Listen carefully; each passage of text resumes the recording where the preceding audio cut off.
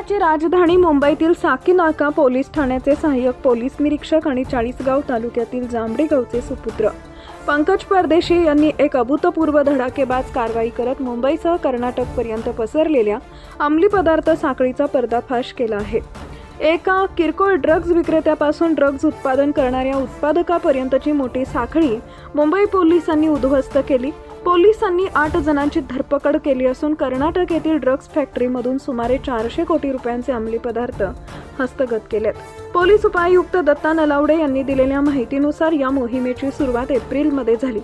एप्रिलच्या अखेरीस साकीनाका पोलिसांनी संशयास्पदरित्या वावरणाऱ्या सादिक शेख वय वर्ष 28 याला ताब्यात घेतले। झाडाझडतीत त्याच्याकडे 53 ग्रॅम एमडी सापडले। सादिकने वांद्रे येथील सलीम शेख उर्फ सलीम लंगडा या अंमली पदार्थ विक्रेत्यासाठी काम करतो असं चौकशीत सांगितलं। तसेच सलीमला ही माहिती एमडीचा पुरवठा होतो अशीही माहिती दिली। त्याद्वारे पथकानं पंजवानीस अटक केली। त्याच्या चौकशीत वसईतील कामनगाव येथील एमडीच्या कारखान्याची माहिती पथकास प्राप्त झाली। पथकानं या कंपनीत छापा घातला। तिथं 8 कोटी रुपये मूल्य असलेले सुमारे 4.5 किलो एमडी आणि आवश्यक रसायने यंत्रसामग्री जप्त करण्यात आली। या प्रकरणातील फरार आरोपी सलीम लंगडा वय वर्ष 25 जुलैला साकीनाका पोलिसांच्या हाती लागला। त्याच्या चौकशीतून मैसूर कारखान्याची माहिती मिळाली।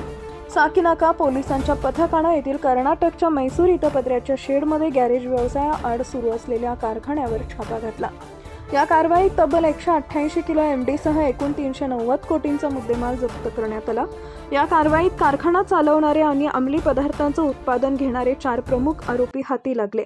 त्यातील 2 आरोपी गुजरातचे, एक मुंबईचा तर एक स्थानिक असल्याची माहिती पोलीस उपायुक्त दत्ता नलावडे यांनी दिली आहे।